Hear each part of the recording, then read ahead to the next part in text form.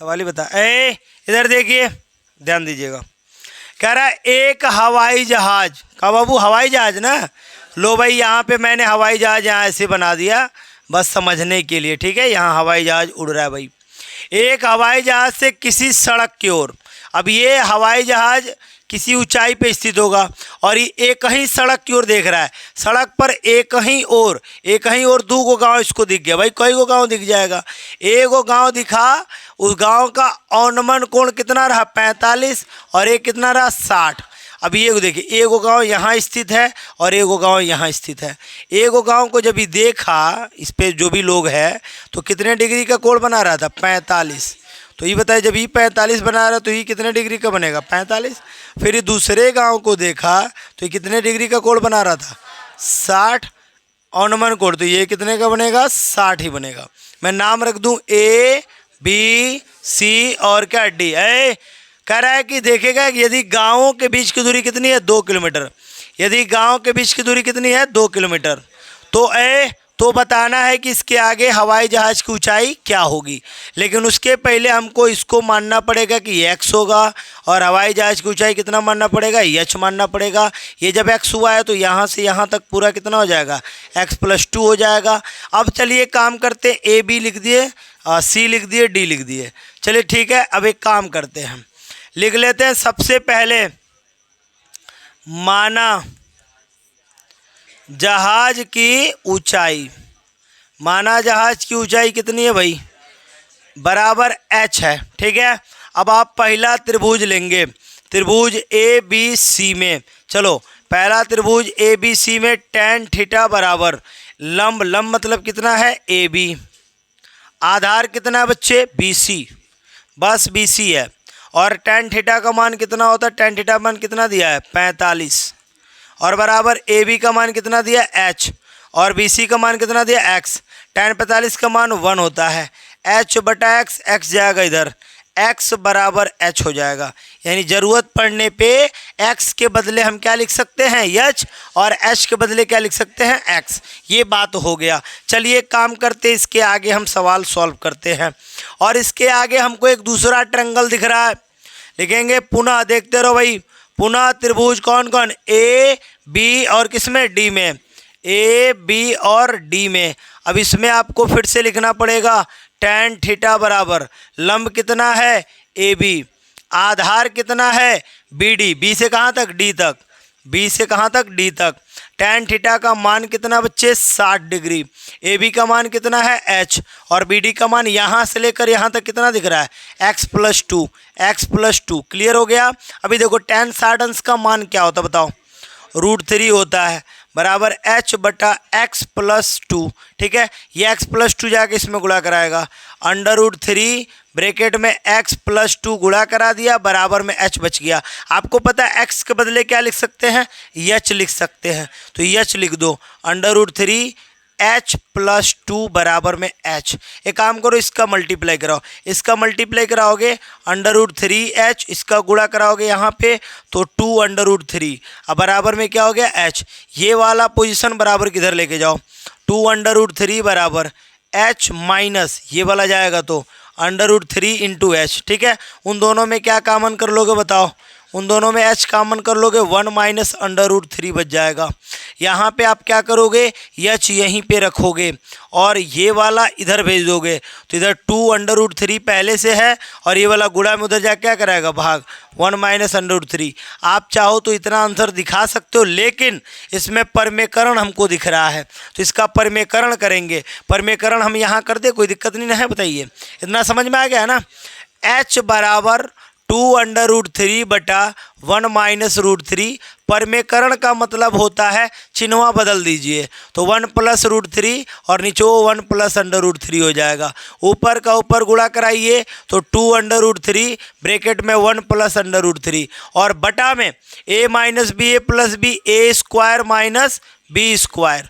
अब देखिए h बराबर 2√3 ब्रैकेट में 1 प्लस √3 बटा में एक का एक ही रहेगा, माइनस वर्ग से वर्गमूल कैंसिल, 3 आ गया।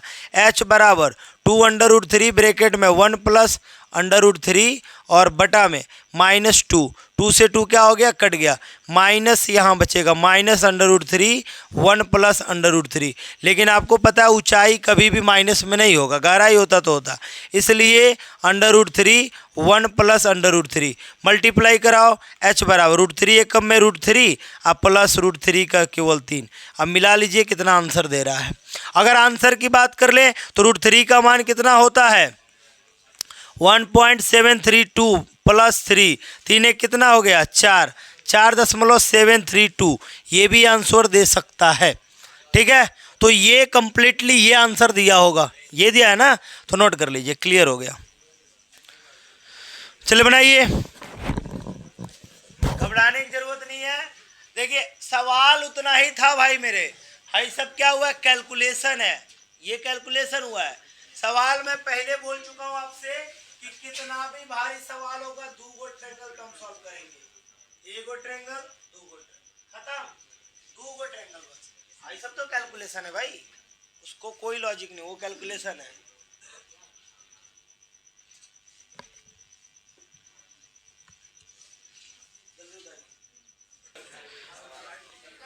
बच गया से मतलब इधर देखिए, नेक्स्ट सवाल बहुत सुंदर सवाल, इधर देखो, ये लड़के इधर ध्यान देना। 1.5 मीटर का लड़का, कितने मीटर का है, 1.5 मीटर का लड़का है, हाँ तो कब, और सुनो पहले, 1.5 मीटर का एक लड़का 30 मीटर ऊंचे भवन से कुछ दूरी पर खड़ा है। चलो भाई बताए पहले, ये है मान लो 30 मीटर का भवन, कितने मीटर का भवन है 30 मीटर का भवन है, और इससे कुछ दूरी पर एगो 1.5 मीटर का लड़का क्या है, खड़ा है। कितने मीटर का है, 1.5 मीटर का एक लड़का है, खड़ा है, क्लियर है।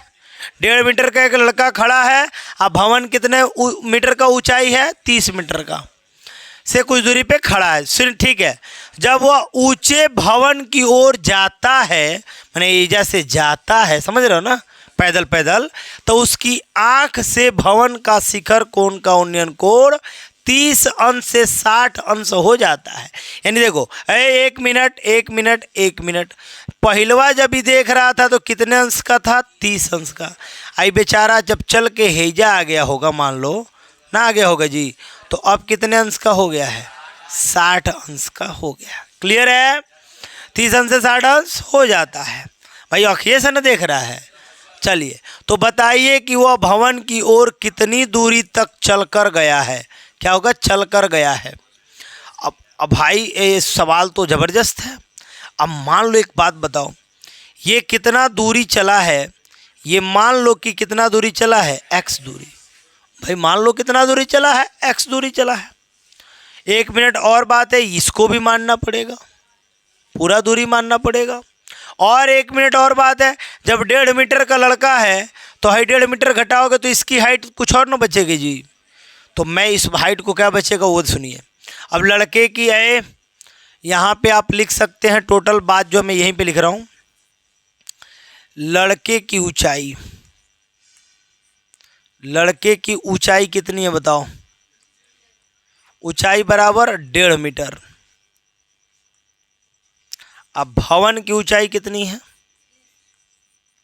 भवन की ऊंचाई बराबर 30 मीटर।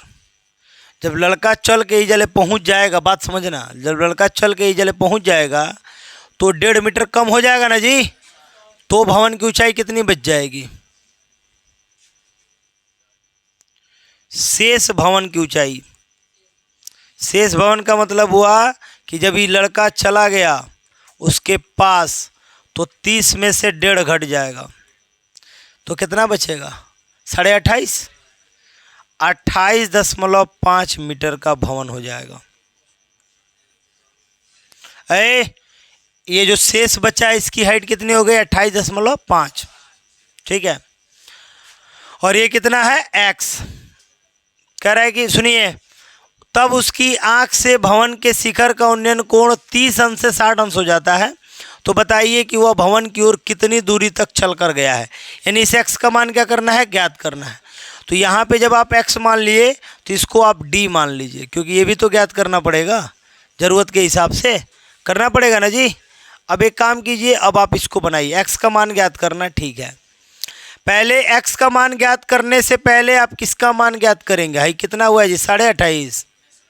पहले आप इस d का मान ज्ञात करेंगे, किसका मान ज्ञात करेंगे, d का। चलो तो मैं लिखता हूँ त्रिभुज, मैं दो गो ट्रेंगल की बात बार बार करता हूँ, ये रहा a, ये रहा b और ये रहा c और ये रहा d। पहले त्रिभुज कौन सी बात करूँगा, एक त्रिभुज की। चलो बात करते हैं त्रिभुज a b और c में। चलो भाई इसमें क्या लिखते हैं बच्चे, tan थीटा बराबर लंब कितना बता दो, ए बी। लंब कितना है, ए बी। आधार कितना है, सी और बी, यानी बी सी। तो tan थीटा का मान कितना बच्चे, 60 अंश। और ए बी का मान कितना है, 28.5 बटा बी सी का मान कितना है, डी। tan 60 अंश का मान कितना होता है, √3 बराबर है 28.5 बटा डी ना। डी एकम में डी जाएगा यहाँ और √3 आएगा यहाँ, यानी 28.5 बटा √3 है। आपको एक बात पता है कि हमको इसका मान ज्ञात नहीं करना है, हमको किसका मान ज्ञात करना है, x का। लड़का यहाँ से चल के कितना दूर गया वही ज्ञात करना है, x का ज्ञात करना, ठीक है। एक काम करते हैं, अब जो है लिखते हैं पुनः त्रिभुज। देखते रहो, इतना हो गया, समझ में आ रहा है। यहाँ लिखते हैं पुनः त्रिभुज ए बी डी में है। ए बी डी का मतलब क्या हुआ, ए बी और किसमें, डी में। इसमें आधार पूरा हो जाएगा, x प्लस डी पूरा आधार हो जाएगा और ऊंचाई वही रहेगा, ठीक है। तो बताओ tan थीटा बराबर क्या होगा, tan थीटा बराबर ऊंचाई वही रहेगा, ऊंचाई का मतलब ए बी ही रहेगा और आधार मतलब बी डी रहेगा, क्या रहेगा, बी डी। और बताओ tan थीटा का मान कितना है, 45 है। ए बी का मान कितना है, 28.5 है बटा बी डी का मान क्या होगा है जी, बी से डी तक, हाँ tan का मान 30 है ना जी। चलिए tan का मान 30 है, ये वाला यहाँ पे 30 है, 30 चलिए हम 30 रखेंगे और 28.5 है और उसका मान बी डी का मान कितना है, x प्लस डी है। tan 30 अंश का मान कितना होता है जी, 1 बटा √3 और 28.5 बटा x का मान पता है और d का मान पता है। ये क्रॉस गुणा कराएगा, ये गुणा कराएगा यहाँ, x प्लस डी बराबर ये गुणा कराएगा यहाँ 28.5 अंडर रूट में क्या हो गया 3। अब आप देखते रहो बस, अभी ये d का मान रखो, d का मान क्या रखे थे 28.5 बटा में क्या है √3। एक काम करते इसको उधर लेके जाते हैं, जब ये उधर जाएगा इधर देखते रहो, ये जब उधर जाएगा तो ये इधर प्लस में उधर जाए क्या होगा माइनस।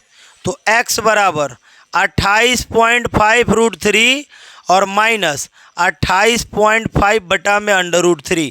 28.5 कॉमन कर लो, 28.5 कॉमन हो गया तो यहाँ बचेगा √3 माइनस 1 बटा √3 और यहाँ √3 का √3 में गुणा होगा 3 होगा, 3 में से 1 जाएगा 2, क्या बच जाएगा x बराबर 28.5 इंटू 2 बटा √3।